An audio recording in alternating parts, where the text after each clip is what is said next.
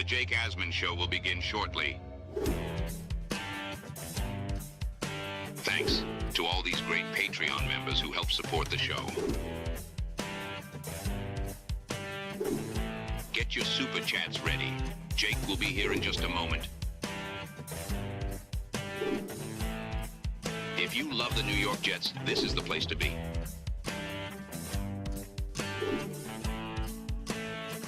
And now, the Jake Asman Show. Ex-Jets coach Robert Saleh was asked if facing the Jets week 1 in Nashville is personal for him. We'll play you what Saleh had to say and react accordingly, plus the latest surrounding the New York Jets as OTAs gets underway next week. Keep it right here. Dylan Tereman's going to join me. It's the Jake Asman Show. Let's hit it and get it started. We sitting in here, we excited as hell. Now it's time to get to work. Are you a happy guy? Oh my goodness, let's go! I haven't felt joy talking about the Jets in a long time. When they announced it, I went, yeah!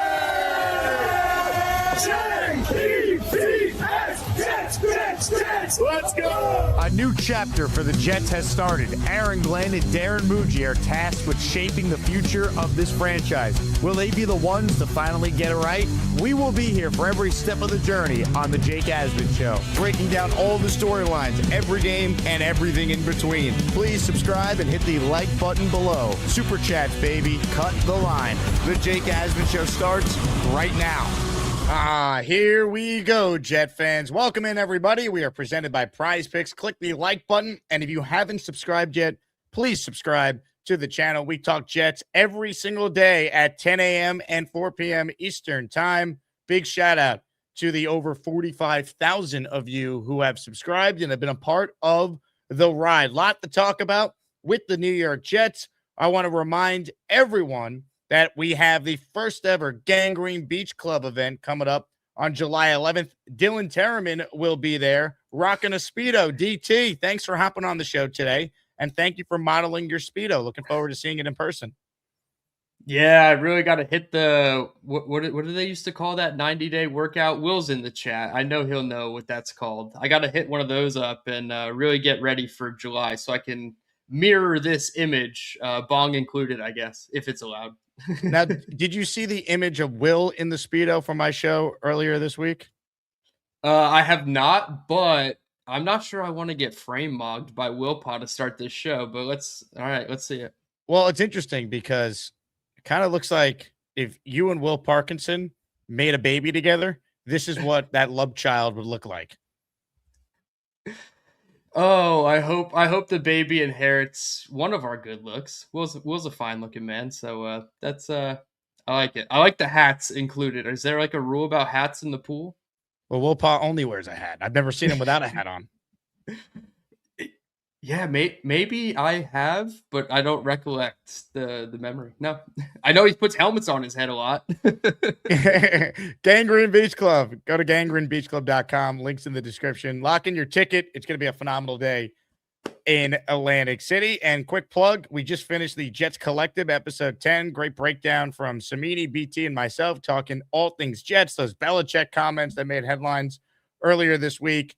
Some comparisons to the Knicks and the Jets for my fellow Knick Jet fans out there. So check it out on the Jets Collective YouTube channel. DT, Robert Saleh spoke earlier today, and he was asked, is the game against the New York Jets in the season opener, is it personal? Here's Bob Saleh at the podium. I think when you got the schedule and saw the Jets as the first game, is that personal, or how did you feel about that? No, I've said it before. I'm appreciative for the Jets and everything that I had.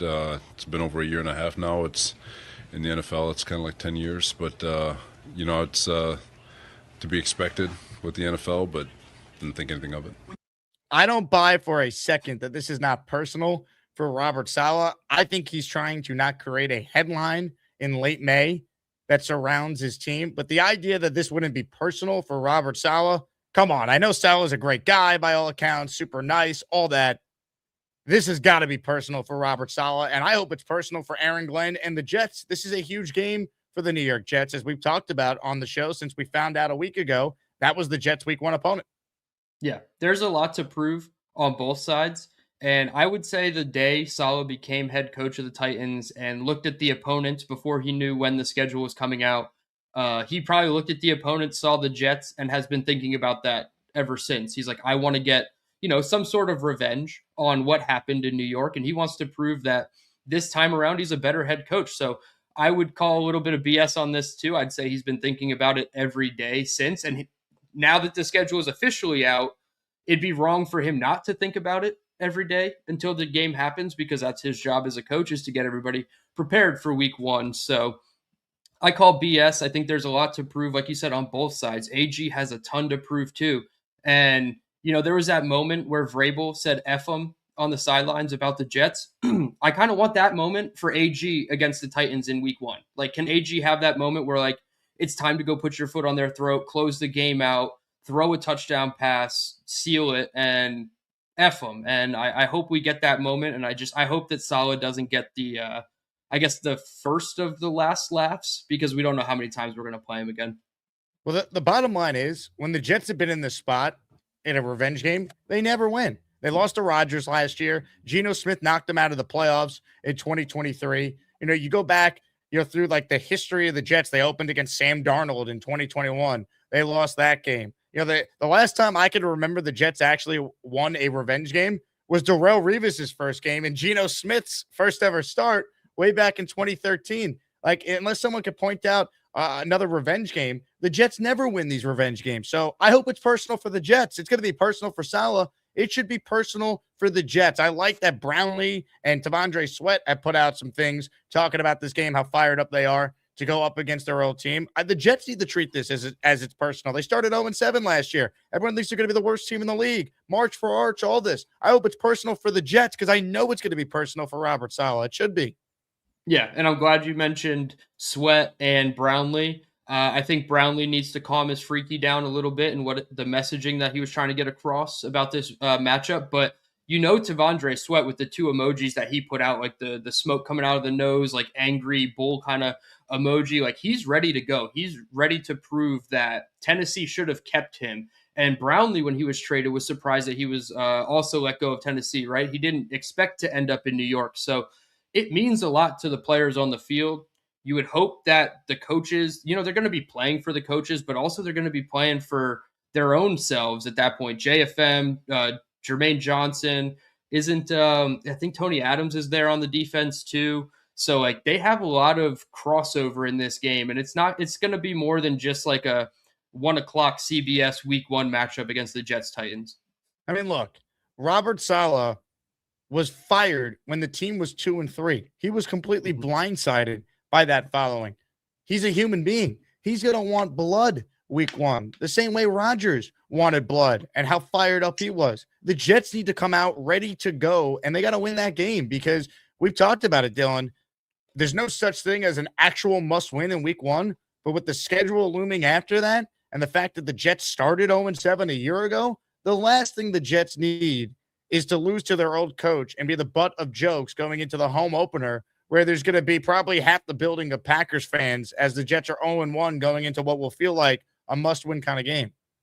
Yeah, playing from behind in the win-loss columns when you're going through that kind of mini gauntlet, right, of the NFC North, Cleveland, and then New England. I would consider New England the end of that little gauntlet there. You can't start 0-1 and expect the team to show up with the best version of themselves in week 2. Now, you might get a little bit more motivated version of them in week 2, but coming off a win in week 1 with everything that we just laid out at stake, it's going to be personal. Like, that's going to be the momentum high that they can take into this, where they're not going to be favorites for the next 3 weeks until they probably go to Cleveland at home, or Cleveland comes to us at home in week 5. So go win a game that you probably shouldn't win, whether it's the Packers, the Lions. I don't know, maybe you catch the Bears sleeping. I highly doubt it. But like, if you come out 0-1, it makes it a lot tougher to feel good about 3-3. If you start 1-0, you can make the case by in week 8, you're 4-4, maybe even 5-3 if the ball bounces your way a couple times. So it really does change a lot about the season. This is the first time that I've had you on, Dylan, since the full schedule came out. We knew a lot of it last time you were on, but now that everything is official, of course, we talked about week 1 off of what Saleh said earlier today. But your thoughts on the rest of the schedule here? What stood out to you? Just give us your general feel for the 2026 New York Jets schedule. Yeah, it's relatively tough. It has some cons and pros, in my opinion.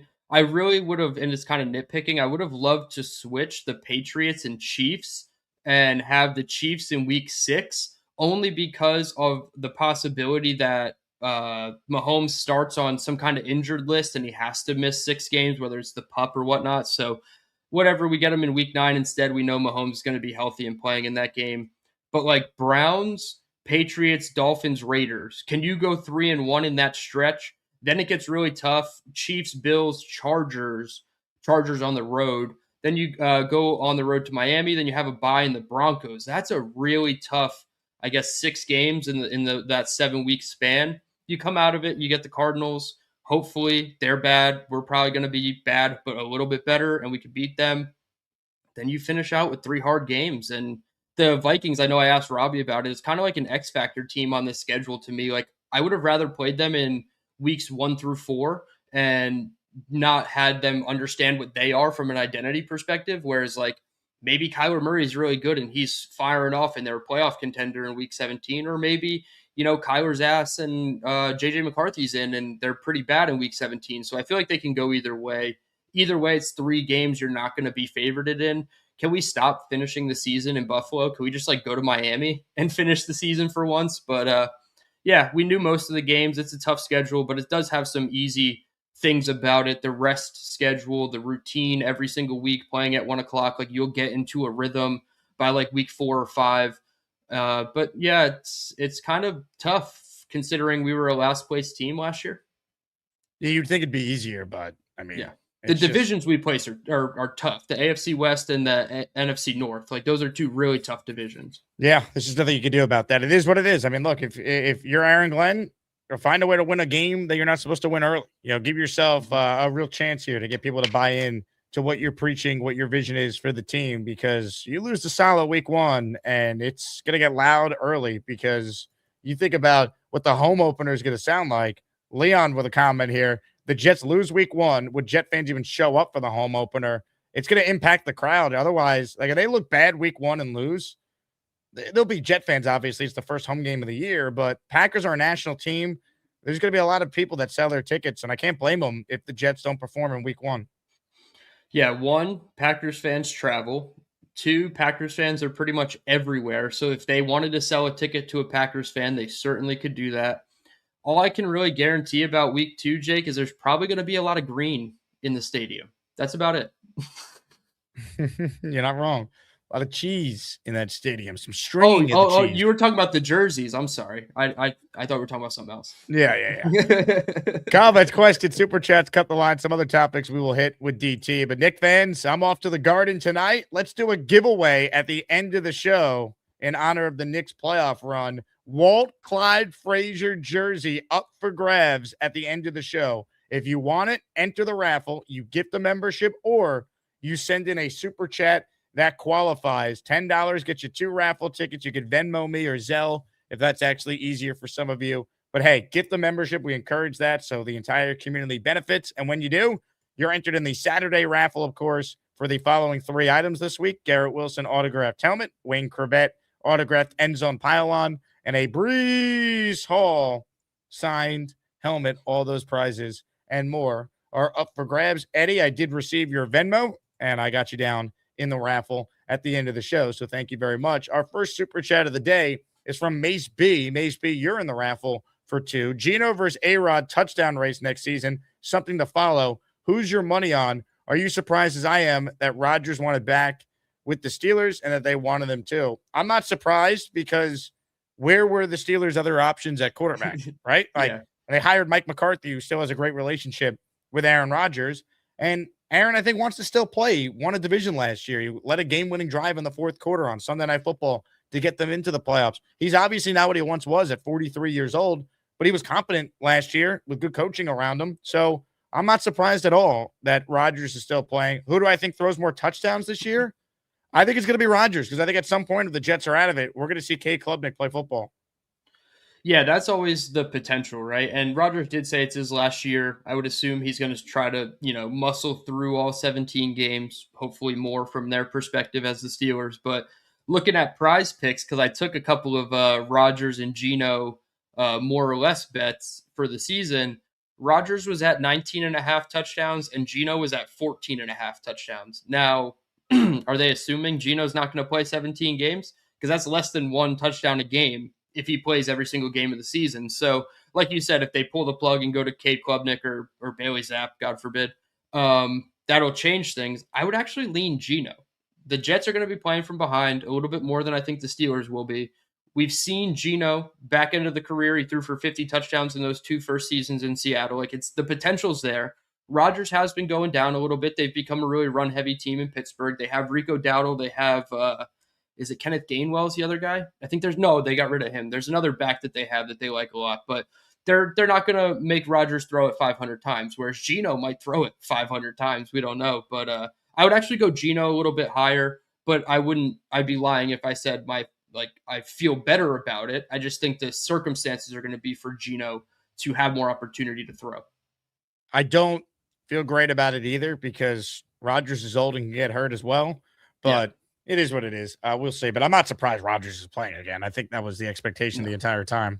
Yeah, I also took the lower on his. So that's what I did is I took Rodgers' lower yards because it was like almost 3,300 yards. I was like, he's probably going to throw for less than that. But Geno was down at 2,600 yards. And I'm like, there's, again, no way if he's healthy and plays 15 even games. 26 is such a low number for Geno. That's less than like 210 a game. So I think Geno can hit the overs. But comparing the two, yeah, I would bet Rodgers to have a good statistical season and then ride off into the sunset. It would suck to watch him. It would suck to watch him get hurt, honestly. Yeah, I hope he plays. I was honestly hoping selfishly he just retired because I thought it was a good way to go out. He made the playoffs. He won the division. Tomlin left. It's like you got nothing left to prove. You beat the Ravens on Sunday Night Football to win 10 games and win the AFC North. Who cares if you got dominated by a historically good Texans defense last year? I mean, they were one of the best defenses of the last 25 years in every metric.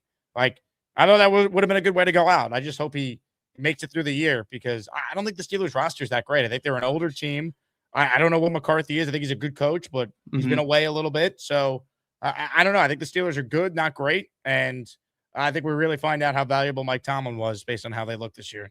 Yeah, and not to make it a Steelers pod, but I am interested to see what McCarthy's future looks like post Aaron Rodgers. We'll see if he really took the job just to coach Aaron Rodgers one more year. I know they did the unplug and plug back in after 30 seconds with Drew Aller, and they're rewiring his whole mechanics and fundamentals. But who knows? Like, does he have the stamina to develop another quarterback in his age? So it'll be interesting. But yeah.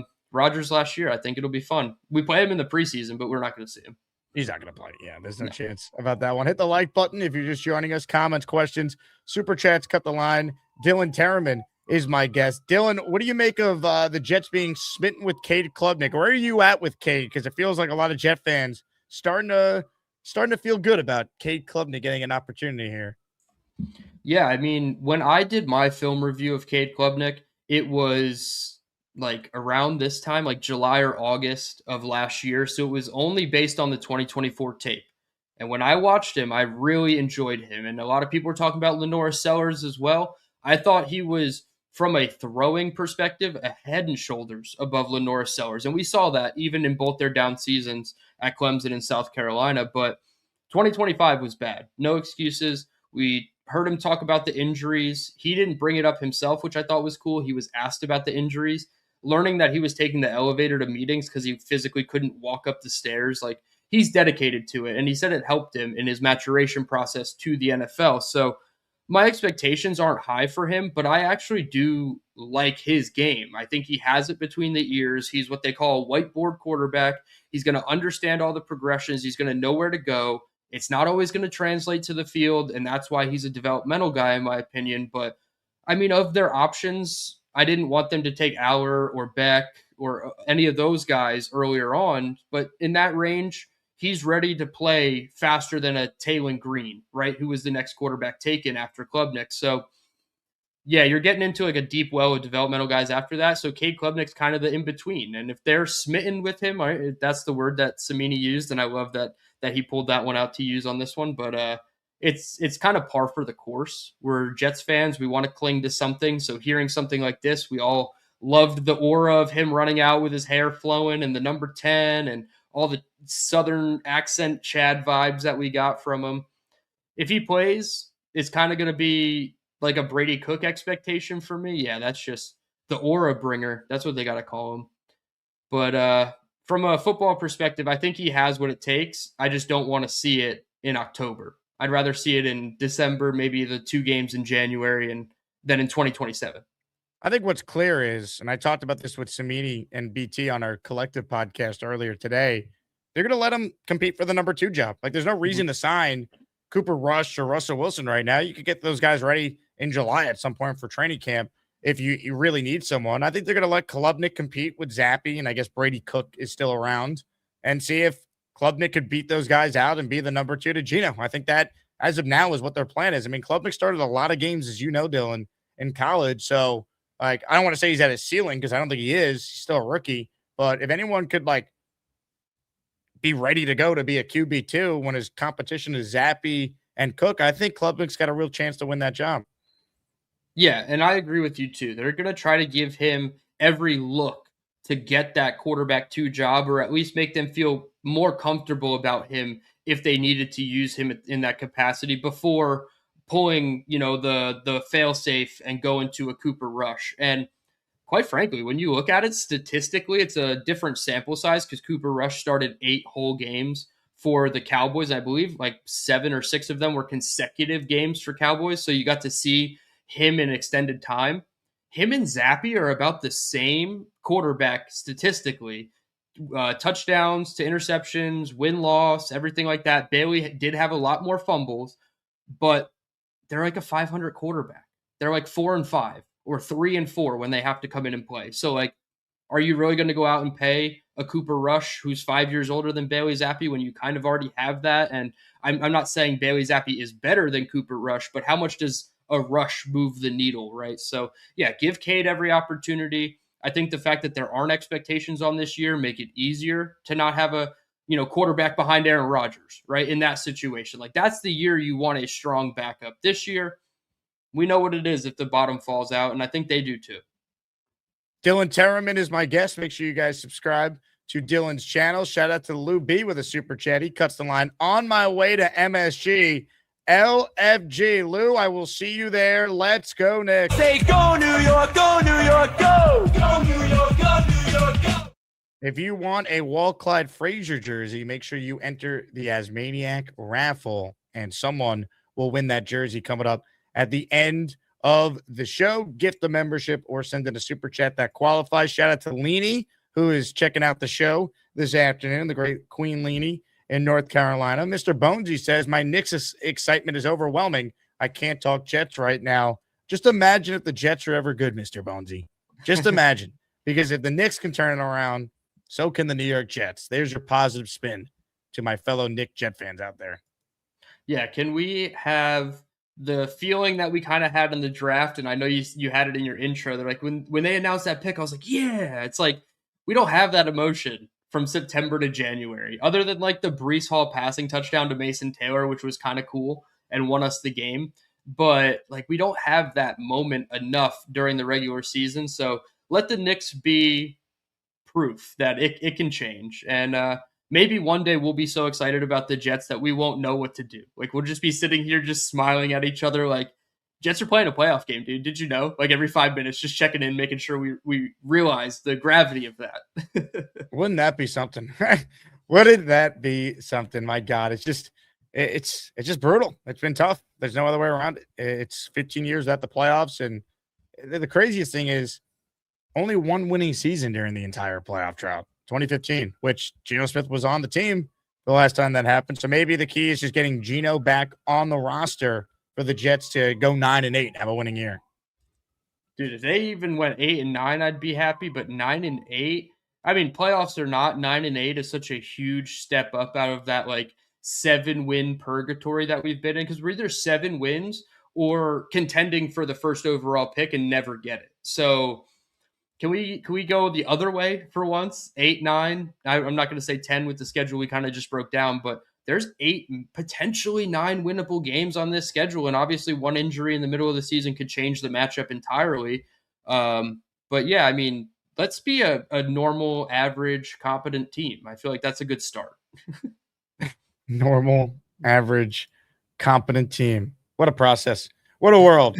We're going to play you some comments from Connor Rogers talking about a red flag he has with Glenn. Fair or unfair, your thoughts on these comments? I think they're set up better for Glenn to be able to handle the defensive play calling, especially Dunbar being on the staff also helps a little bit in certain ways. But the elephant in the room that nobody wants to ask is Aaron Glenn good at calling a defense?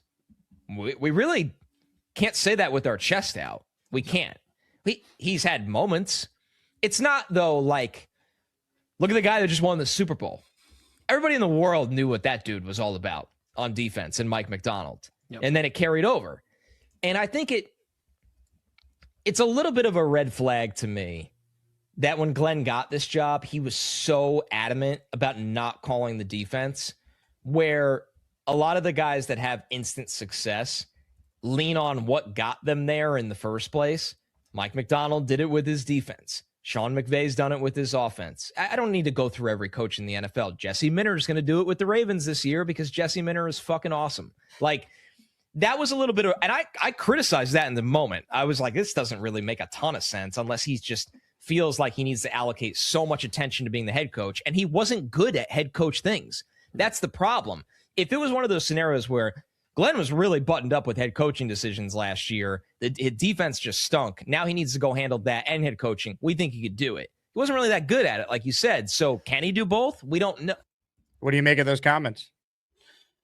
That, in a lot of ways, Connor's right, and I want to double down on the Jesse Minter is fucking awesome because I think he is, and Baltimore's going to do really good. But the thing that he was talking about there is those coaches used what got there to the head coaching role to then be better in a head coaching role, right? So we didn't see that whatsoever from Aaron Glenn. He took a totally different approach. This year, he's trying things a little bit differently. But because he didn't do this the first time, he loses that grace period. Because if he did this year one and it didn't work out and he could go change the philosophy going into year two, it's a little bit easier to stomach. Obviously, he did a lot of coaching changes, but I'm not confident. Like Connor said, you can't put your chest out and say really anything good about Aaron Glenn as a head coach. But as a defensive coordinator, there were moments where he showed he could do it. Now, you have to get most of those moments as a head coach to be successful. But I think it's going to go beyond just what his defense looks like. It's going to look like how he delegates to Frank Reich, how he delegates to Duker so that he can do everything he wants to do and still have a functioning defense. But yeah, man, he's got his back up against the wall, and there shouldn't be a grace period at this point.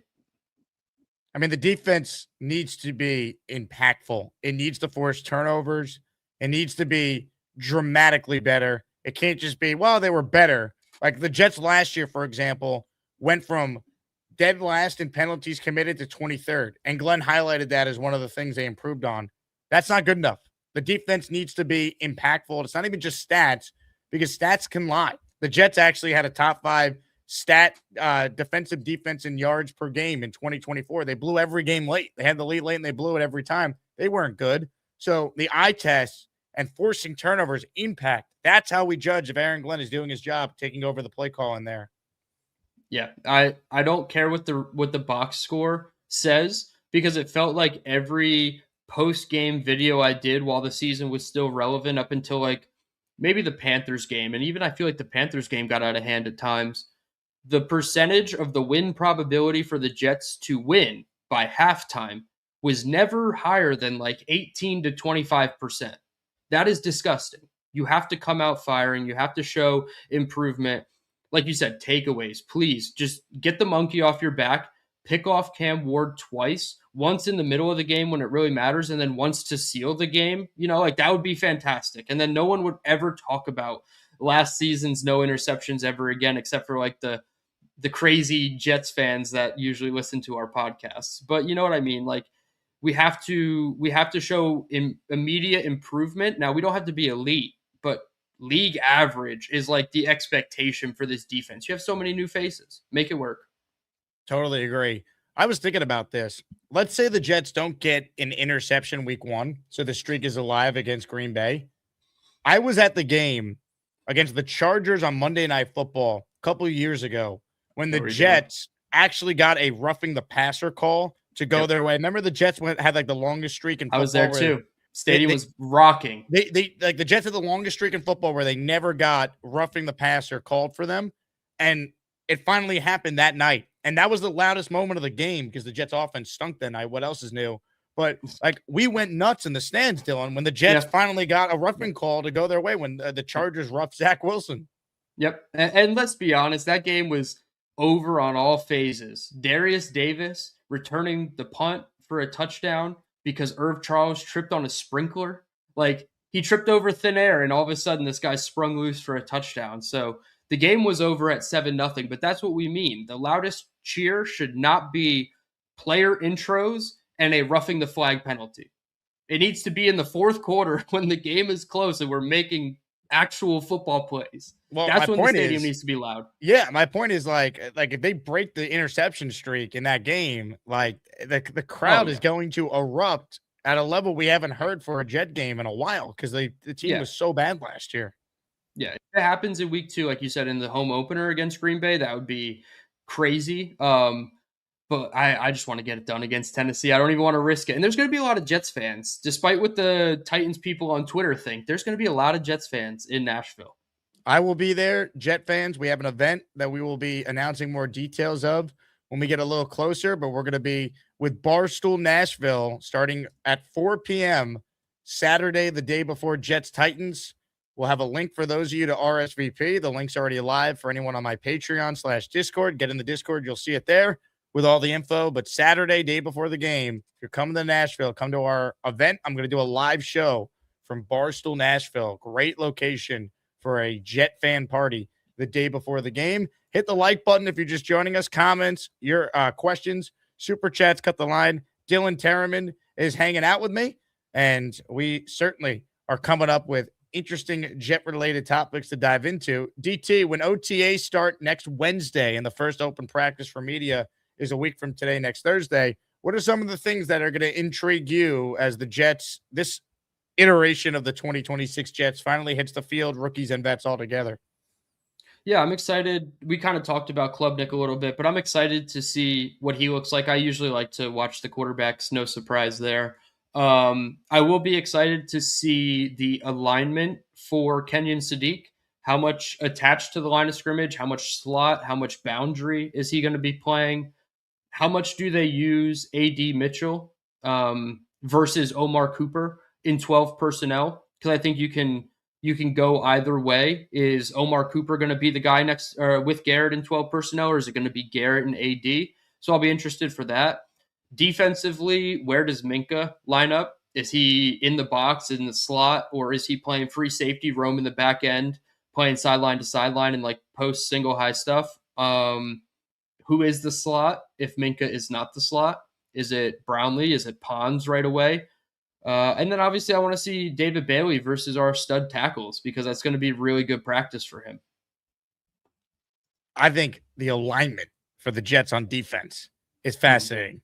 How do they line up the number 2 pick in the draft with Will McDonald that we heard so much about? Well, can they both be in the base defense? You know, what's their plan for Tavondre Sweat with Jawan Briggs and Harrison Phillips? How do they view their defensive tackles? We feel like it's going to be a 3-4 base D. What does that actually look like? I'm curious to see if we get some breadcrumbs on what the defensive layout for Glenn taking over the play calling now, what that actually now looks like. Yeah, because there's really 8 guys on the defensive line, 4 interior, 4 edge players that can all be labeled as starters because of whatever the game plan dictates. There's going to be weeks where it's Onyemata, Briggs, or Phillips and Sweat, or whatever that combination is inside. But then is it the 2 fastballs of McDonald and Bailey, like you said, or is it Osai and Bailey or Osai and Kingsley, and they only bring in the fastballs for the pass rushing downs? So they have a lot of, I guess, versatility and unpredictability on their defensive line and on their secondary to me.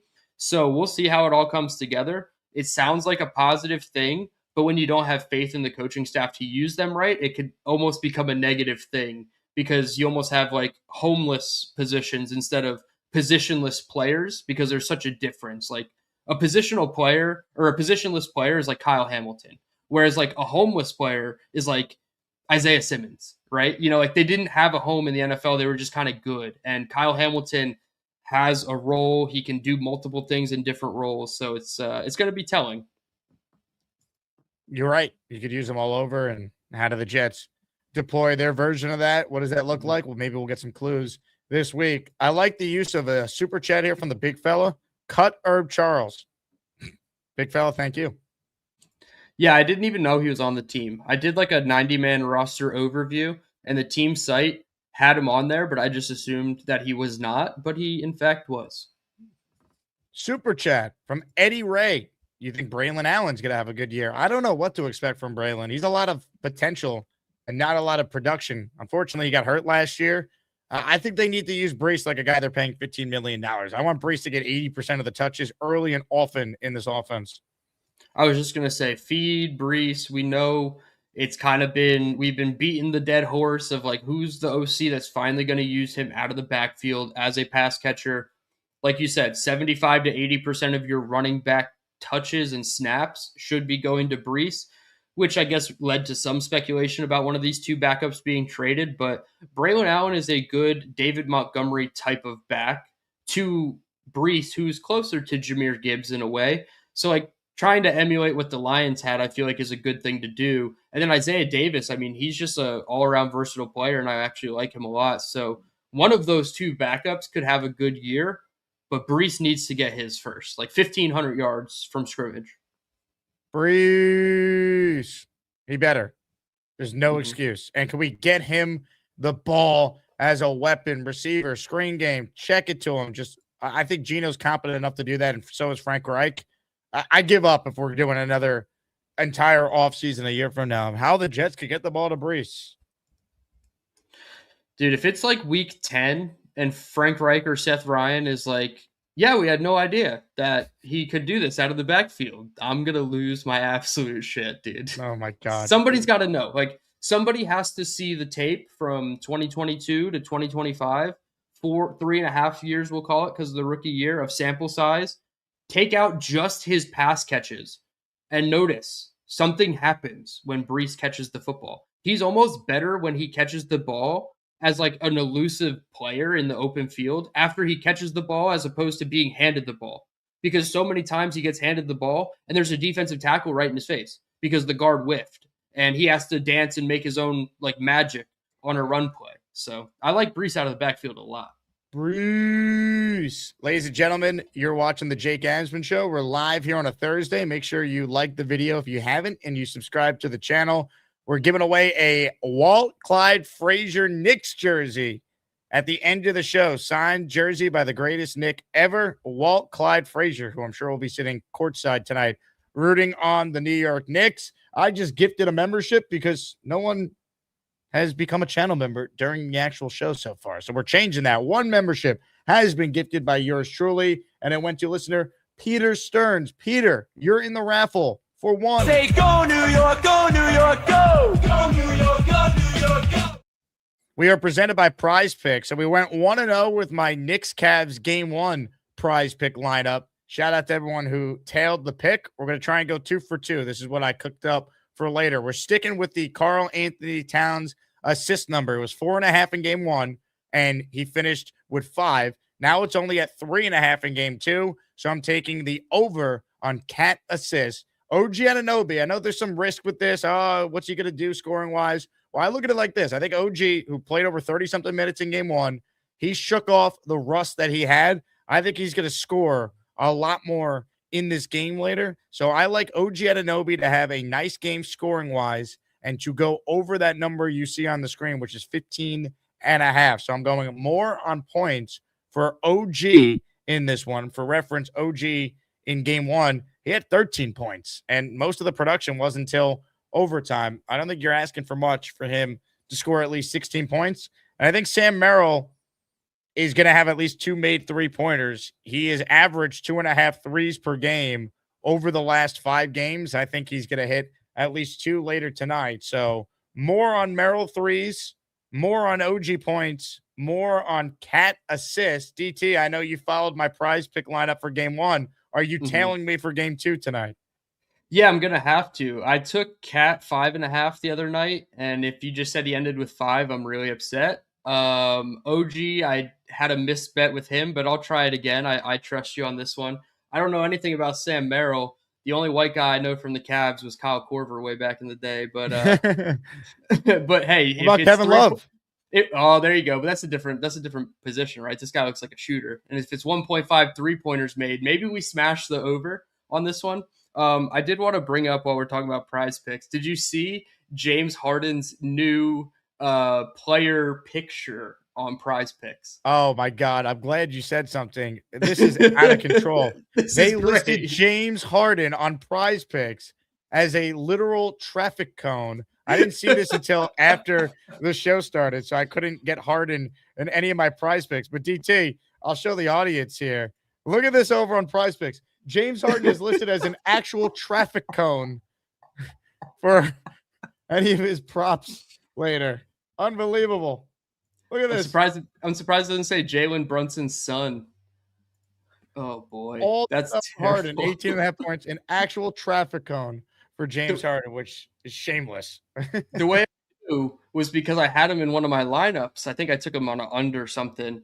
And all of a sudden in my lineup, there was a traffic cone. I'm like, what is this? And it's James Harden. I'm like, yeah, it sounds about right. Dude, when you wear highlighter color sneakers on the court, you're going to show up. Like, you got to play defense, bro. Like, what was that?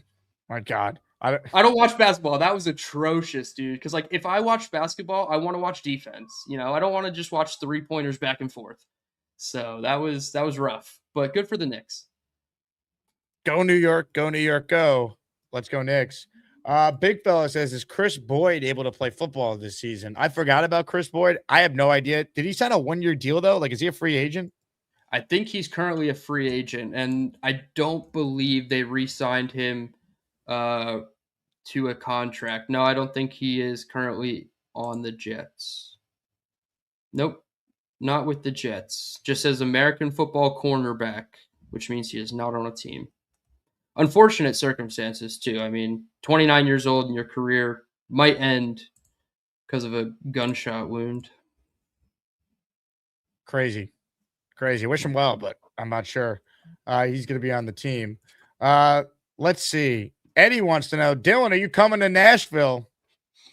I'm trying. I'm doing my best. I feel a little bit more optimistic about Nashville than I do AC, which kind of bums me out at the same time. I'm trying to make both work still if I can, but I think Nashville will be the priority as opposed to AC. I don't know, man. You're going to miss out on seeing Samini in a Speedo. I know. I can't wait to see the pictures. No, I'm just kidding. But Nashville's drivable. And I do currently have a potential. Oh, there it is. The Jets Collective been hitting the gym together, apparently. We're getting ready for the big Gangrene Beach Club bash. Yeah, this is epic. What are we drinking there? Strawberritas. I didn't take Samini to be a strawberrita guy. You never know what you're going to find out on the Jets Collective. I don't even know if he drinks alcohol. It's probably like a bourbon neat kind of guy. Is that Robert Saleh in the middle there? They used the Xerxes Saleh frame model to make BT there. Hit the like button if you're just joining us. We'll do some calls with Dylan. And again, raffle at the end of the show for the Clyde jersey. Jets Jesus is first today on the Gus Buster Umbrella Hotline. Hey, Jesus, how are you? What's up, fellas? Doing good over here. How you all been? Oh, what's up, man? How are you? Listening, I haven't had a chance to call in a while, so I had a chance to today, so I figured I would make the most of it. The Speedo competition keeps making me think that might be swim team. That's what I've at this point, especially as we're big Asman swim team. I think that's what it is. I don't know who you're swimming against, but I feel good about everybody's hairless bodies. I heard about half of that and something about hairless bodies and Speedos. We were losing you with the connection there, Jets Jesus. But something about hairless bodies, I think, was a big emphasis of yours. Oh, my bad. Hopefully you got me better now. But yeah, I was saying everybody looks like the Jake Asman swim team. Everyone looks great. Yeah. I'm trying to stay pretty not hopeless, but in a realistic position in this off season. And I think 4 wins is as generous as I'm getting unless things get really magical, and then I'll push to 6. But that's what this is looking like to me, especially with the schedule out. I think leading up to the schedule, everybody was forgetting who our opponents were. And definitely Amari was cracking me up with some of his win predictions, right? I mean, obviously Beast went most over the top, but I was, I think Amari has taken the crown on Mr. Positivity. I know at one point, Jake, you were accused of being that until your grumpy season last season, which I enjoyed and thought was realistic. But yeah, Amari, I think has topped you as Mr. Jets Positivity with as many wins as he was dishing out, especially that Green Bay one. Yeah, I mean, Omari surprised me with his positivity, but I think he sees the lane available to him. U Stadium has already been talking about marching for Arch for a year already, right? So now have a guy at U Stadium who's the only positive representative in the Jet fan base. Nice little lane Omari could carve for himself. He's like the opposite of Tanky V. Yeah, him and Tanky V and Nick. I mean, I don't know if you know Nick from U Stadium. He is like the most negative of fans ever. So Omari doing it a little differently. I like it. Okay, yeah, that's good stuff. Yeah, I don't think I'm familiar with Nick. I never seem to be able to catch any of those like U Stadium Jet shows. I don't know, whatever reason they don't really come up for me to find him, because I like Frankie V a lot. I actually was like, I'd like to hear more from this dude, but whatever, doesn't come up, doesn't matter. One of the other things that I was thinking about with a lot of the I forget who it was. Was it? But it doesn't matter who you just had the quote from about is what is the actual realistic view play calling. And I think the transition for him from having, we before the season got excited about the previous offensive coordinator because we wanted more, a lot of us wanted more. I was with you on that, more experience in the coaching because Glenn was a we were getting that with the coordinator. Uh-oh. And did I cut out again? Oh, did you cut out? Hell yeah, you did.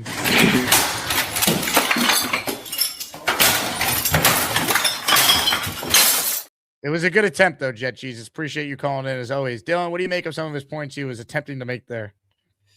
Yeah, I think he was talking about like wanting experience with the offensive coordinator position. We found it. I don't know. It's just sometimes when you fire guys like that, you go for the opposite. And I feel like Engstrand and Reich couldn't be more opposite.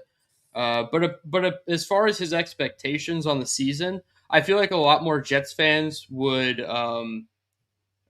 be less stressed out if they took that approach. So I commend him for that because it's so fun to say we're going to go 16-1 or 17-0 or whatever it is, right? But like we got to be realistic. And even last year, a lot of us had like 7-8 wins for Glenn's first year, and we were completely wrong. They barely got half of that. In most cases, they didn't even get half. So I like the expectations point. I like that he has the fail-safe to move up to 6 if need be, instead of move down to 3. So I do like that, and I think it's a good approach to have as a overall fan. You talk about opposites. Engstrand and Frank Reich, you're right. They could not be more different. Yeah, and I mean, that doesn't mean it won't work. We saw it not really work with Engstrand. There were times by the second or third drive of the game, and it was like, dude, we've seen this. Like, how many times are you going to hit John Mechie on a bubble screen on second down after a Breece Hall inside handoff? Like, we knew the tendencies of Engstrand. He was very predictable. Reich at least has the chance to be less predictable because his bag might be a little bit deeper as a play caller, but it could look a little archaic, I guess, at times. So we'll have to live with the good and bad. You're not wrong about that. Let's just hope there's way more good than there is bad. Ladies and gentlemen, our first 5 spot of today's show Cisco Lopez checking in. Cisco, you are in the raffle for 5. Sometime I do super chat. Sometime I do give membership. But all the time I love the Jake Asman show. They call me Cisco Lopez. Yeah, let's go. Cisco Lopez making it rain. 5 memberships this afternoon. He's in the raffle for 5. Cisco, your Wayne Corbett signed football I sent out today, so you should be getting that within a couple days, sometime next week. Orange Man 96, Mike Cruiser, Eric Greco, Dave Flynn, and Kay Scagario all receiving a membership from Cisco. Dylan, you recently met Cisco Lopez in person. Is that right? That is absolutely true. I don't know how we settled on a flamingo to be Cisco. Maybe there's some lore behind that I'm not familiar with. But yeah, I met Cisco. He was the winner of my Curtis Martin signed mini helmet giveaway for hitting 2,000 subs. And he lives in upstate South Carolina. We're about 20 minutes from each other. We met at the local Publix grocery store. If you know about pub subs. And we had a good time. We talked about a lot of things, Jake Asman related and Asmaniac related, and it was a really good time. Cisco is a hilarious human being and a lot of fun. Glad I got to meet him. I have the answer on the flamingo. His daughter loves flamingos, so that's where that comes from. His daughter also just recently graduated high school. Cisco messaged me on Discord, so congrats to Cisco and his daughter on the recent graduation. Appreciate you, Cisco. Got you down for 5. Matt Dawkins in our raffle for 2. He says, what player on the Jets do you think could be our Jalen Brunson? Let's go Knicks. It's tough because Brunson's impact has resurrected the franchise. In the NFL, that's really tough to do if you're not a quarterback. So whoever the quarterback is that the Jets get, that would be the Jalen Brunson representative, the guy that could come in and basically resurrect a franchise. Like I don't think it could be any other position because Brunson's had that level of impact on the Knicks. To give you a stat about Brunson that kind of encapsulates how everything has changed with him, the Knicks have won 8 straight playoff games going into tonight's game 2 against the Cavs. The Knicks won 8 total playoff games in 21 years before Jalen Brunson became a Knick. Wow. Where did you guys get him from? The Knicks signed him as a free agent from the Mavericks. I was going to say, I thought it was like a deeper blue jersey I'm picturing him in. Yeah, I obviously can't answer because I don't know, like laying out that full impact, it's hard to put a Jet up there. Like my initial thought was like Garrett because he rallies the troops and he stands up for New York and he just like bleeds New York in a good way.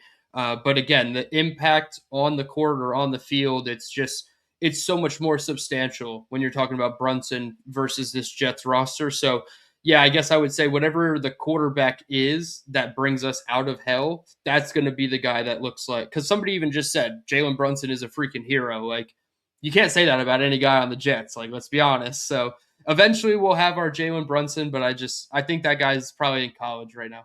Yeah, our Jalen Brunson is probably playing college football somewhere in 2026. Yeah. If not, he's betting on it. Brendan Sorsby. Hey, now. You a Sorsby guy, DT? Have you done any film study on him? I didn't do film. I just watched like cut-ups of him, like not full games. He's great talent. I'm just so nervous, man. We know how they treat betting, and it just makes me so nervous, like to blindly bet a second-round pick on somebody who might not even be better than Cade Klubnik when he gets to the NFL. It would have been really nice to see him for one more year in college. I think he definitely would have solidified himself as like a top 40, top 50 type of player. It's a little bit too much of a risk for me, and I'd rather just hold on to the draft picks. Hit the like button if you're just joining us. Comments, questions, super chats, cut the line. Ken Drickle says AG is our Brunson. I know enough about both sports to say that that's probably not true, but we can hope like hell, man, because that's probably the type of impact that you would need is like a head coach or a quarterback in the NFL to match what Brunson's doing right now. Here's what I think of that take. It's a poopy take. And I'm not like trying to shit on the NBA right now or anything, but like head coach, they're important in the game. But basketball comes down to the 5 players on the court, in my opinion. Whereas like coaching is won and lost Tuesday through Thursday when you're game planning, you know? I mean, I've maintained it. I think coaching football is the most important coach of any of the major sports. Like the head coach in football impacts winning and losing more than the baseball manager, the hockey coach, or the basketball coach. Not to say those other jobs aren't important. They are, but head coach in football and quarterback are the two most important things when you're evaluating a football team. Yeah, and I talk about this a lot, both on Twitter and even on some YouTube videos. Head coach, to me, if you're talking about like the power structure and like what's more important on your NFL franchise, it's head coach, quarterback, GM in that order for me. So head coach not only is the most important coaching position in the sport, but I think it's the most important franchise building part of the game of football is the head coach. I don't think it's the nucleus is the quarterback. The nucleus is the head coach. Dylan Tereman with us here. If you want in on the conversation, the phone lines are open. The Gusbuster Umbrella hotline link is pinned down below. Carlos DeBarber is next. Hello, Los. What's going on, fellas? Los. What up, man? So I'm no football guru. I love the sport of football. I'm no football guru. But I've been hearing so much, y'all were talking on the collective about Klubnik, and it's so hard to be a Jets fan because it's so hard not to get excited about this guy. So then in my brain I said, let me Google if there's any significant names that were drafted in the 4th round that actually became somewhat decent quarterbacks. So how about David Gerard, Rich Gannon, other O'Neal guy from Pittsburgh, Dak Prescott, and I believe that's all that like main guys that kind of. Oh, Kirk Cousins, thank you. Yeah, that's the one I was missing. So Kirk Cousins, and I'm like, man, we wouldn't sign up for like any of that. How about a Dak Prescott? I mean, I know he's not much of a winner per se in the playoffs, but who wouldn't sign up for? Of course. But Carlos, of all those names you just mentioned, for every one of those names, there's like 15 or 25 James Morgans who the Jets drafted that never played a game for them. True that. But we're hoping that that we finally got something there, and we have a quarterback. But yeah, let's see what happens. I'm excited about the season. Yeah, I'm just ready to see some football, and hopefully with some competent quarterback play, we can have some competent offense this year. And then one more thing before I go, I will say that Beast is a better bowler than a pool player. So throwing that out there. Let him know he needs to stick to bowling. All right, fellas. And by the way, Jake, before I go, just want to let you know, man, and let the people of the Asmaniacs know that this is just such an awesome community, man. Awesome people. It's an amazing show, man. Honestly, it really is. And I look forward to always, at least I can't watch it all the time, but I want to try to catch it most of the times, and the people always, are so nice in the chat. And I just want to say, man, I'm glad that I found this channel, and even though I don't get to fully participate and kind of make it to outings and stuff like that, but just being a part of it, even online, man, has been super awesome. Hopefully one day I can make it to a meet and greet with all you guys, man. That would be awesome. But yeah, just wanted to let y'all know that, man.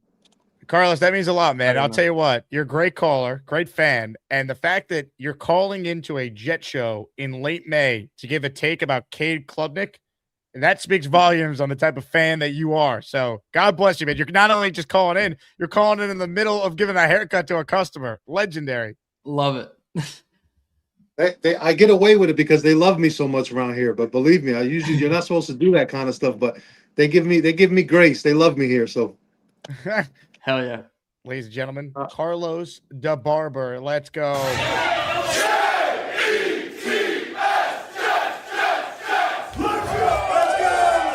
My goal is to get a haircut from Carlos at some point in my life.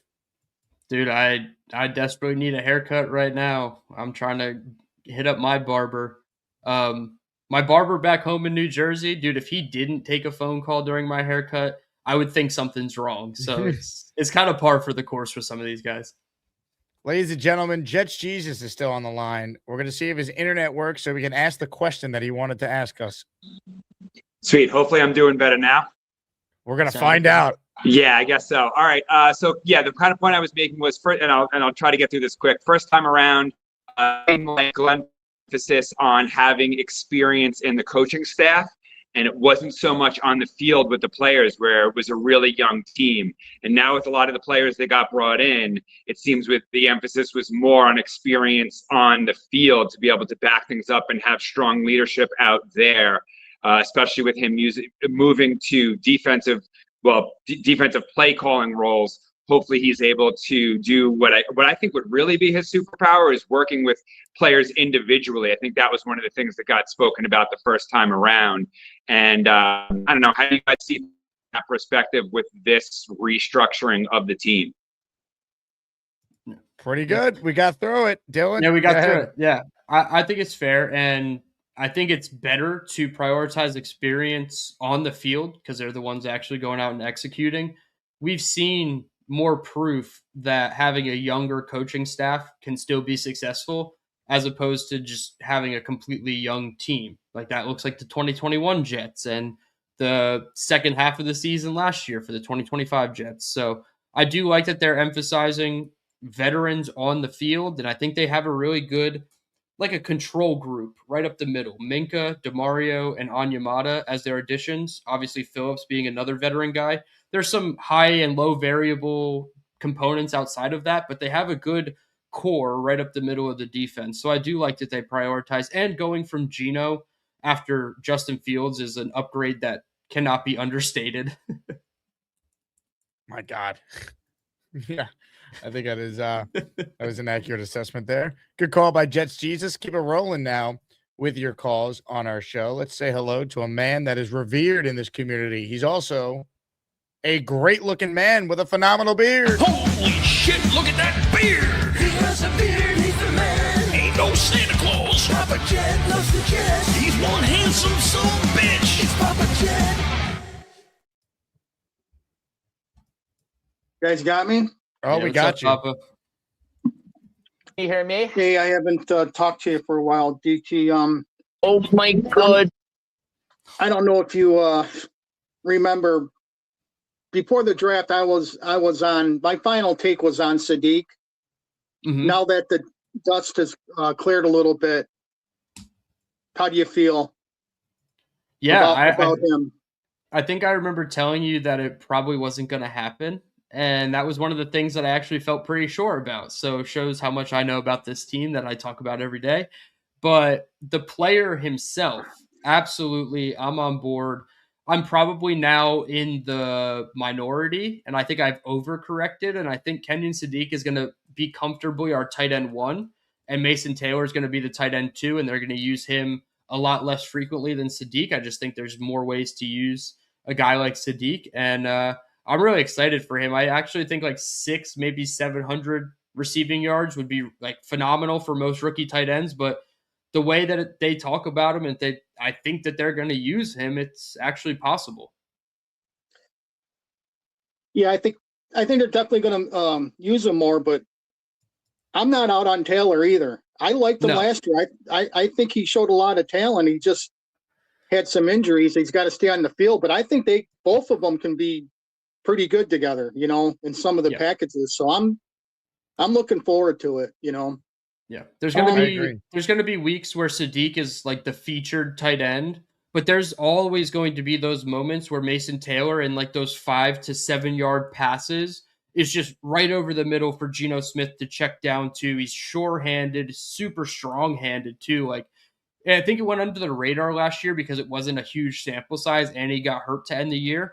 Every time he made a catch, it was like a clean hands catch away from the defender, then pulls it into his body. Like, he was so fundamentally sound as a tight end that I'm very, very high on this tight end room so far. Yeah. And hey, Papa, can I ask you a question? Yeah. Are you obsessed with Sadiq? Yeah. Certified I'll get free? there. I'll get there. 7 days a week? 8 days a week, the Beatles. I was obsessed with Sadiq, certified free, 7 days a week, certified free. Obsessed with Sadiq, certified free, 7 days a week, certified. Obsessed with Sadiq, 7 days a week, 7 days a week. Certified free. We're going to have Adam Shine perform that live at Gangrene Beach Club. In a Speedo? In a Speedo. I don't know if I'm being too sensitive on this, but how do you guys feel about like all the international games that are happening? I don't agree with them, but so they just. Oh, sorry. Well, what do they say? They're going to have 10 this year, and I think they're aiming for 12 next year. And then good old whatever his name is said that they'll get up to 16. And I just think it just gives the players more chances of getting hurt. How much money you need? I mean, it's all greed. You know, the owners in Goodell is going to hell, man. You know, I just think it's too much on the players.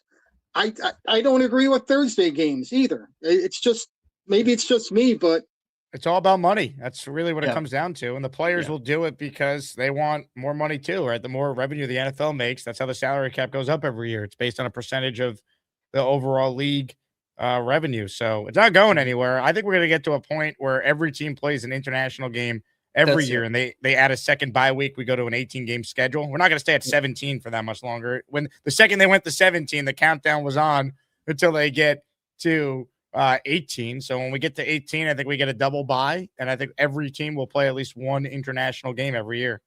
I was just going to say the same thing. That's what they're gearing up for. They started with a handful. Now we have almost double digits, and it's only going to go up till everybody plays an international game. And like Jake said, it really all comes down to money.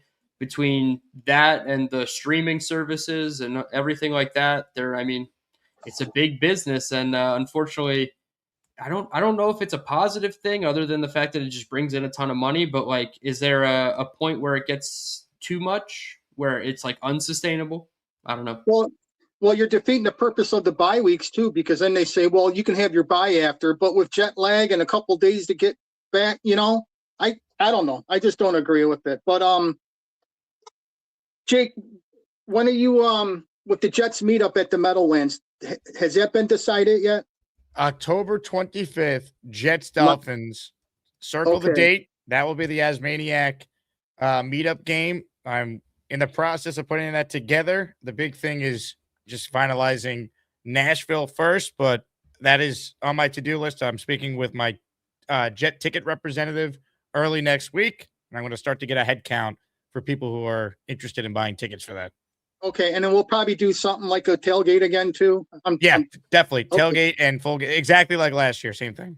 Awesome. Hey, and one more thing about the owners there in the that same article I read, they're even talking about possibly a Super Bowl internationally. And if they do that, I'm going to be pissed. I would hate it. Yeah. I've learned to deal with the international games. I understand why they're doing it. I get it. But if they ever played the Super Bowl not in the United States, that to me would be a disgrace. The Super Bowl should always be played in the U.S. That's crazy if you ever would play the Super Bowl in London or anywhere else. It should be in the United States. I agree. Okay, guys, that's all I got.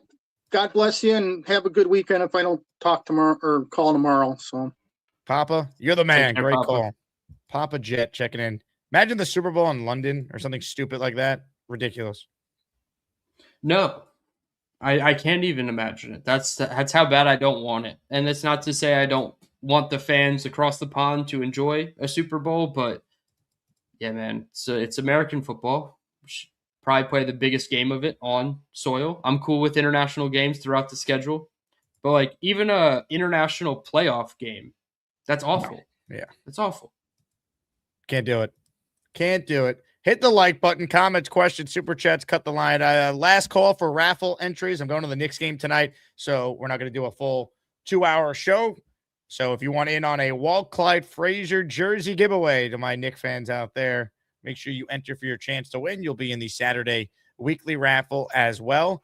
More of your calls before we wrap this baby up. We got some heavy hitters still to get on today's show. Hit it. I got my eye on you. Checkmate me, full screen. It's fireball, whiskey time. David motherfucking T.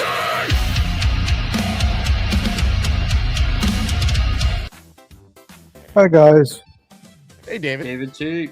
Hey, I'm looking at the first game, and it's like Robert Saleh and AG. You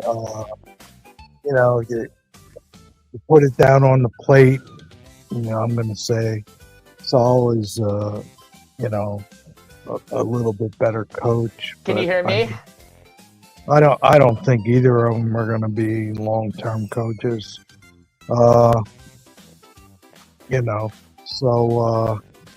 But I do think the Jets players and all that can win the game.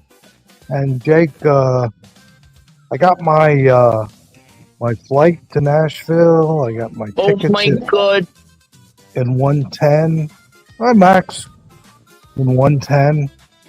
And I have my hotel within walking distance. So now, Good job. how dumb I am. I'm trying to get into the, the meetup, and so my situation is they give me a code and I got to try to go back and come back and Can all you hear that kind me? of stuff. And, I've been through this before. Can you put me in, Jake, without going through that? David T, if you come to Nashville and I don't meet you for the second year in a row, there's going to be hell to pay. We will figure this out. Okay. Thank you, sir. I so appreciate it. And DT, Can you hear me? great job. Great job. You're so good. Thank you, David T. I really appreciate that. Good job. Hey, David, Yes. let's go Knicks. Oh my God. Jake, you should be at every game. They should give you priority to get you to Cleveland and at the Knicks games because you are the most Knicks fan. Ladies and gentlemen, David T. I got my Iron UG. I hope you like my Jets take. You know they call me David T. It's not easy for me to see, but if you bring me full stream, you might like what I had to say. I'll need to get real damn close, cause my vision is dog shit. Like the video if you haven't. Only 109 likes, but 240 people watching. The math is not mathing, as they say. Ladies and gentlemen, this guy is always good at math.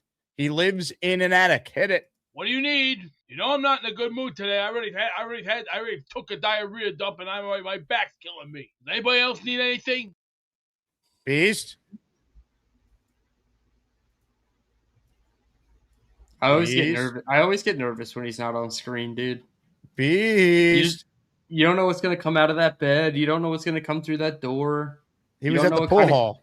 You don't know what kind of yellow liquid's gonna go out that window. Beast. Woo woo woo woo woo woo woo woo. There's only one thing we could do to figure out where Beast is. We bring on the Beast Whisperer. Hey, man, I don't know where the hell he is. Has he called you today? Has he called me today? I think he did, but I was busy or something like that. So I'll probably talk to him later. He called me last night at like 10:30. And I was like, I'm not answering this, bro. I'm chilling with my wife right now, bro. What does your wife say when Beast calls you? Is she aware who he is? Yeah, she knows. She knows who he is. She's like, whatever. Yeah, it's all good. She knows I try to help him when I can. So, it's fine. It's fine. But, when you're trying to chill out with your wife and stuff and you get a call from a guy from Chicago who lives in the attic, bro, it kind of gets a little, it's a little crazy. So Nunchy, wiki. So what does he say to you when he calls you at 10:30 at night? Most of the time it's like I'm in pain. Life is hard, and just things like that. Pretty much things like that, And recently, with the Knicks games, he's been calling me, and we talk about the Knicks game too. So it's been pretty good with that. Is it tough laying in bed and having your missus say, I'm in pain, life is so hard, And then getting a phone call from a man in Chicago saying the exact same things. Shocking. I feel like that's such a woman thing to say at 10:30 at night. Yeah, shockingly enough, I'm not in bed at that time, but Oh wow. no, but yeah, we're on the couch and she's like, and I get it, and I'm like, not today, not today, probably tonight, but not today.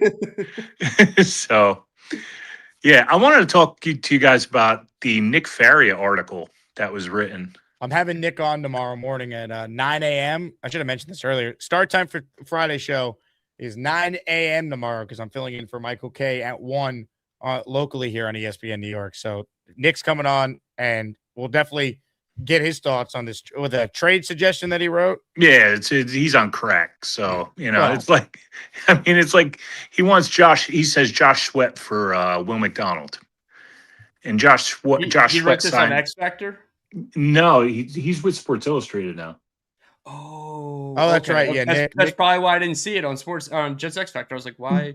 Yeah, okay. So he's like, oh well, they made him a Godfather offer. I was told that's how I wanted Faria. They stole him from Sabo. The writer wars. Oh my goodness. But yeah, he wants Josh Sweat for Will McDonald. But Josh Sweat is 29 years old and signed a $76 million contract. But he wants out of Arizona. And he says we should trade Will McDonald for Josh Sweat. Crackhead. No, thank you. No, thank you. No, thank you. Granted, Josh Sweat was a former Philadelphia Eagle, so we all know that Nick Faria is going to go for that guy. So, but yeah, I just wanted to know your thought on that. I mean, if you want to save it for tomorrow, that's cool too, but I haven't done a ton of research into it. I saw the reaction online to the story has been people just shitting on Faria. So I will ask Nick about it tomorrow. Yeah, because it's a wild one, man. It's definitely a wild one. Yeah, that's what I wanted to talk to you all guys about. Looking forward to the Knicks tonight. Hopefully we don't go down by 22 in the fourth quarter and have to come back. But it was an amazing game to see, man. It was a really great, an amazing game to see. The Knicks Hell yeah. have provided a joy that very few of my teams have been able to provide for me the last 5 to 10 years. It's crazy. I hear you, man. I hear you. Thank God for Danhausen, bro. Danhausen putting the curse. Yeah. I don't know enough about that other than like my friend Dan loves wrestling and he just keeps posting the picture of the guy in our group chat and I'm like, okay, great. I hope that's good for the Knicks. Seems like it is, so I'm all for it. Do you know the story of the story of it? Because I can tell you it. You fill us in for those who don't follow pro wrestling. Okay, well, no, Danhausen was on Stephen A. Smith's show, right? And he's like, I curse you, Stephen A. Smith, right? And the Knicks lost to the Hawks. And then a fan supposedly paid Danhausen to take the curse off the Knicks and put it on whoever the Knicks are playing. And the Knicks haven't lost since that was taken off. So that's the whole story. He took the curse off Stephen A. Smith and put it on all the Knicks opponents. So that's where we're at. Is this the face paint? Yeah. I've seen his clips, yeah. And it seems to be working. So whatever it takes, man. New York needs a championship real bad. So, and we need to know where Beast is. Yeah, I don't know where. Oh, by the way, that wasn't his basement. He told me it was a garage. It was a garage. No, it was somebody's garage that he knows. Friend. Yeah, I think. I don't know, or it's like a hangout or whatever, but that was a garage. That wasn't his basement. So it's Burbank. It's Burbank Studio. That's what it is. So anyway, that's all I got, man. I hope you have a great time at the Knicks game tonight. Dylan, always good to talk to you. And I'll talk to you all soon. Big fella, you're the man. Great call by the big fella there. Didn't do his job, though. Doesn't know where Beast is, so.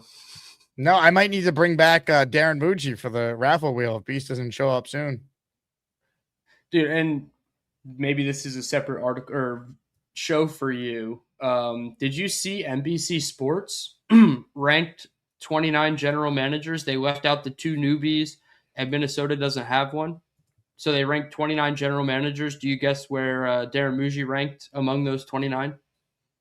I know the answer because I was watching O'Leary's video on this earlier. How was Muji dead last?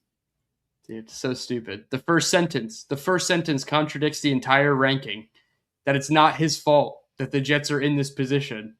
Okay, well, there you go. Now he's not the worst. Like, there's one GM worse, and I can name the team right off the bat, the Cincinnati Bengals. They have a worse GM than the Jets. Joe Shane. Exactly. He's done a terrible job with the Giants. Yep. You can't even give him all the credit for Dart. That was Dable. No, he's in the executive chair watching, and he has to report to Donna Ponte. So how good of a GM can you really be? Ladies and gentlemen, Derek, the Kansas Jet fan, in the raffle for one. Last call if you want a chance at a signed Walt Clyde Frazier jersey. If you're not a Knick fan and you win, you could swap it for a different Jets signed jersey. I'll go through my inventory and see what I have, but if you are a Knick fan, arguably the best Knick of all time, signed jersey is the prize. Derek, this is for you. Say go New York, go New York, go! Go New York, go New York, go! Derek's membership went to listener Troy Manth. Troy, you're in for one. Thank you very much. All right. DT, are you ready for today's closer? Yeah, I'm ready. I'm ready for the 6'6" handsome Mooj, apparently. No, the closer is even better. He's about 5'3" and full of sexiness. Hello, I'm Mikey. I'm Bobby's little bro.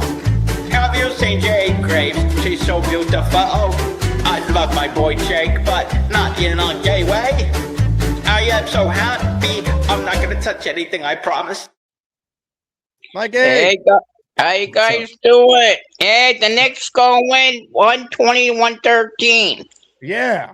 I love it. Yeah. And then the guy Nick Ferrier was on Paul Green's show. I got to talk to him today. Oh, you poor bastard. No, I'm just kidding. I like Nick. I sent him some. Remember, he likes the Eagles. Eagles fly, but the Jets fly high in the sky, better than the Eagles. You like the Jets flying high over the Eagles. You like that? Yeah. Yeah, I've been talking to Dylan. He's good at his sports, too. He's good at his sports. Mikey. I appreciate it. We don't talk enough. You got to call in more on my shows. Yeah, I had to get you a call. I know what to look up. Someone told me to look up for you.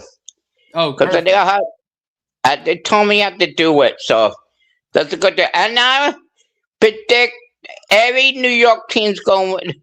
Yankees going to win the World Series. The Jets in the Super Bowl, and the Knicks win the championship. Sign me up for any of those scenarios, Mikey. That'd be cool, right? Oh, yeah. Guess what? Did I tell you I went to Burger King? I tried to get a coffee. My new friend bought me breakfast. There. What'd you have? I had, the egg biscuit with sausage, and I got out that cinnamon apple pie and my little small coffee, and I got the refill for free. Refill. It sounded like you ate like a king. Dun-dun-dun. Yeah, I just had two. I got the little biscuits that small. It's like that, something like that. And the apple pie was small, not big.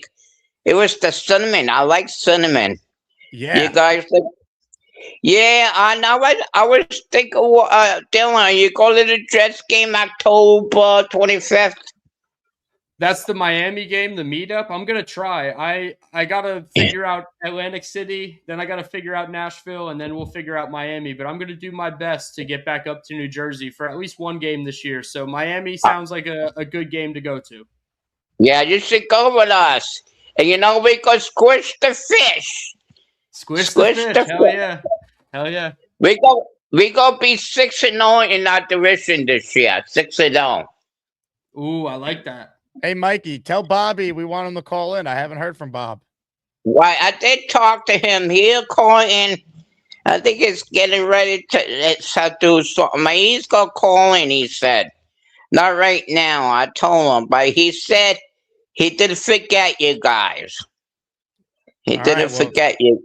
You tell him I miss him, all right? Yeah, I told him today. I called in today. Remember, we talked to you about the Knicks and everybody else who I'll never we forget. knew. Yeah, always had a good time talking to you guys. You're the best, And Mikey. Let's go Dylan- Knicks tonight, all right? Yeah, this Dylan's still my new friend. He's my new friend, Dylan. Yeah. Yeah, Mikey. All right, I love you guys. Go Knicks. Go. How you doing, New York, New York? Go Knicks, New York, New York, right? Say go Yeah, New York, go New York, go! Go New York, go New York, go! What a call from a legend. The He's a legend man. of Mikey Midnight. Mike Dem says Knicks by 20 tonight. From your lips to God's ears, Mike. In the raffle for 2 for the Clyde jersey, Nick Shine says, is it me or does Mikey look like Charles Gorman if he makes it to 60? Dylan, your thoughts? I don't like the last couple words if he makes it to 60. I think Gorman can make it to 60. He's already halfway there, Nick. Come on. You don't think Gorman's but going to make it to 60, Nick? Come on. Charles Gorman is a beacon of health. No, thank you. Jets. Let's go. But to the first part of Nick's super chat, yes, 100%. Look like that could have been Mr. Gorman calling in. Now, I need to finish counting the raffle names, but I don't think Beast is going to be here to send us to the Wheel of Champions. What do we do? Yeah, I can't even pick a fight with him this week and give you some extra time. This is troubling. We got to find a filler to be the, I guess, pinch closer. Is that is that a good baseball term? A pinch closer? A pinch closer? I think a substitute closer would also work. There you go. Fill-in closer. Beast, are you there? Is anybody alive out there? Is Beast anybody mom alive? there? Beast... Just leave a message. Just leave a message. Thank you. I'm leaving a message. Where are you, Beast? There was no beep. We can't leave a message. Beep. Clancy says he'll do Beast Part tonight. Well, who wants to do Beast Part? Is Beast about to get Wally pipped? Ooh. I don't have a good Macho Man Randy Savage impression, or else I'd try. Man. Well, I'll tell you what. Where'd Dylan go? Dylan? There he is.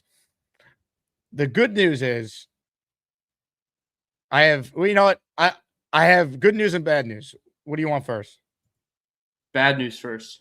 Well, the bad news is no one seems to know where Beast is. Sounds like double good news is coming to me. What's the good news, Jake? But the good news is that I was able to get someone to fill Beast's job. Let's go. Who we got? According to NBC Sports, this man is the worst general manager in the NFL. Hit it. As you know, normally the Beast Breaker is the one to take us to the wheel, but he's unfortunately not with us today, so I will fill in for him. I am here to throw it to Jake. There's great prizes on the line, so let's go to the Wheel of Champions. Go Jets. It's time to announce the winners of the weekly Asmaniac raffle. Let's spin the Jake Asman Show Wheel of Champions and find out which Asmaniac is winning an epic prize. Thank you to Darren Muji for stepping up and helping us get to the Wheel of Champions. Dylan, your thoughts on the Muj stopping by? Well, this is why he's clearly ranked last. He's spending too much time filming his wheel transition for your show. He's got to be GMing for our New York Jets to crack the bottom 28 of general managers in a 29-man class. That's just pathetic to me. But it was a good video, and I liked it. The sound, the like AI of his voice, like I get called for being AI a little bit in my videos. Darren Muji has like the perfect AI type of voice. Ladies and gentlemen, the Wheel of Champions is now on your screen. All the entries have been compiled from our shows today. Good luck to all. If you don't win, you're still in the weekly raffle, of course. If you do win, please contact me, asmanjake@gmail.com, to claim your prize. I need your name and your address so we know where to send your signed Walt Clyde Frazier jersey to. That's right. Basketball Hall of Famer, 2-time Hall of Famer, as a broadcaster and an all-time great player. Ladies and gentlemen, one spin to determine a winner. Today's winner is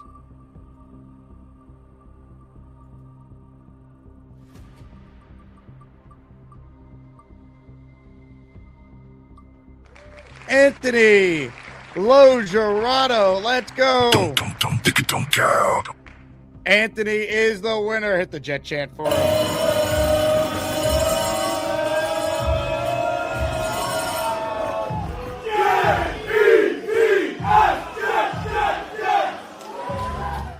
More importantly, Anthony's a diehard Knick fan. Hit the Knick chant for him. Say go New York, go New York, go! Go New York, go New York, go! Congrats to Anthony. Well deserved. Anthony's had tremendous success over the years in the raffle, so props to him. Let's go Knicks tonight. Dylan, plug your channel before we get out of here. What can people expect if they tune into the Dylan Tereman experience? What type of experience are they getting? They're hopefully getting an insightful one. At Dylan Tereman on the screen, like you see it below.